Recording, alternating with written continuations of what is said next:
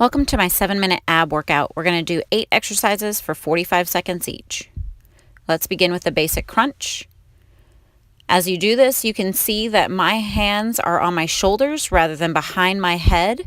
That is so that as I get tired, I don't start to yank on my neck and pull it up.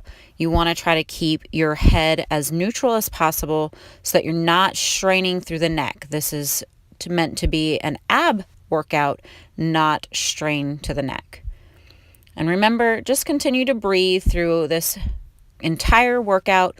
We're not going to take breaks through this workout. You're just going to take breaks as you need, or else you can go through the whole entire thing without taking a break. Just go from one exercise to the next. Just continue to breathe and draw that belly button into the spine, keeping the lower part of your back, the small of your back, against the floor.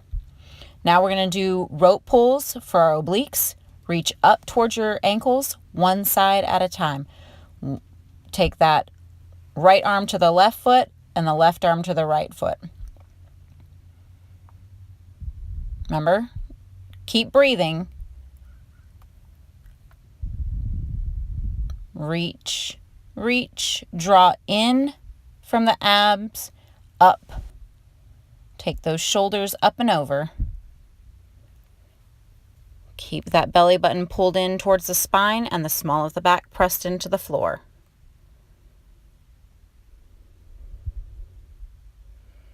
If you can't keep your legs up, you can go ahead and just bend your knees and still continue to reach up. If you're more flexible than I am, feel free to straighten your legs all the way. All right, let's move into the reverse crunch for the lower abs. You can see that I'm going to place my hands just under my buttocks. This is just to help kind of prevent me from raising the small of my back off the floor as I lower my legs to the ground. You want to keep, once again, your belly button pulled into your spine and press the small of your back into the ground as you lift and lower the legs. Keep this motion controlled. This is not a swinging motion of the legs. This is an controlled ab move. So you're going to draw those abs in to bring those legs towards you and then control the feet towards the ground. Once again, like I'm showing you, keep that small of the back pressed into the floor. Tucking your hands right under your buttocks or glutes will help keeping the small of the back from rising off the floor as you lower those feet to the ground. Now do the cross crunch for your obliques. We're going to try to take that elbow over to the knee. Careful that this isn't a swinging motion again. This is not a pull on the neck or the head. This is simply just trying to reach that elbow up and over to the outside of that knee. Keep breathing. Don't forget to breathe. Breathing is very important. Your muscles need oxygen, so you got to keep the breath coming in and out.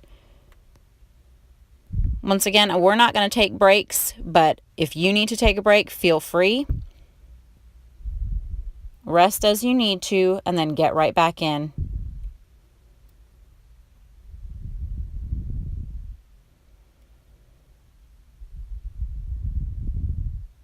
Remember, pull the belly button into the spine, keep the small of the back pressed into the floor.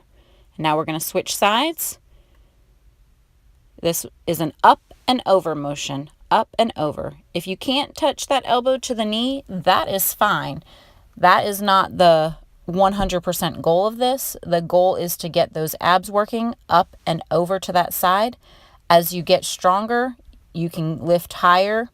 And as you get more tired, your range of motion will probably lessen a little bit, but that is okay. Just continue to try to reach up and over, bringing that elbow to the knee. Don't make this a yanking motion on that neck. If you can't reach, you can't reach. These are the bicycles, but we're just going to do the lower half, in and out. Draw that belly button in, keep the small of the back pressed to the floor. I'm going to keep saying that because that's so important as you get tired, especially when you're doing these leg movements where you're going in and out. You're going to want to try to, as you get tired, lift that small of the back to get the range of motion still going, but that's not what's important. Your range of motion will come as your abs get stronger.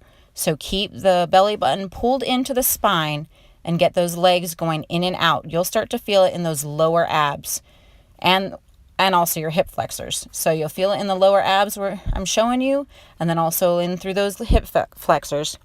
Just make sure to keep your belly button pulled into the spine. Now we're going to sit up and do Russian twists. I am using a soccer ball, but you can use a weighted ball like a medicine ball, or you don't have to use anything, or you can even just use a dumbbell if you so choose. I am just showing it with a soccer ball.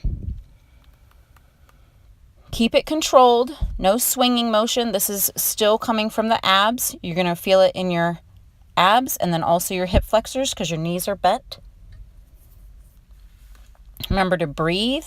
Keep this motion controlled, no swinging. Just side to side. If you have the range of motion, go ahead and tap that ball or item to the ground. If not, then just go ahead and rotate side to side. Remember to breathe, keep that back straight, belly button pulled into the spine. And for our last exercise, we're going to do the push through. All you want to do is try to get those hands through the middle of your knees. Keep your feet together, and you're going to kind of angle your knees out. Let them kind of open up so that your hands can fit right in the middle of your knees. And you're just going to crunch up and down. No swinging. Don't just drop. Control it up and down. Also try to keep your chin so that there's an apple or an orange between your chin and your chest. That way you're not straining your neck during this exercise. If for some reason your neck does get tired, you can take one of your hands and just lightly place it behind your head to control your head. But once again, no pulling on it. It's very important not to strain the neck. All right, just keep pushing through, belly button to the spine. Good job. All right, if you like this workout, please make sure to subscribe and hit that bell so you don't miss our next video.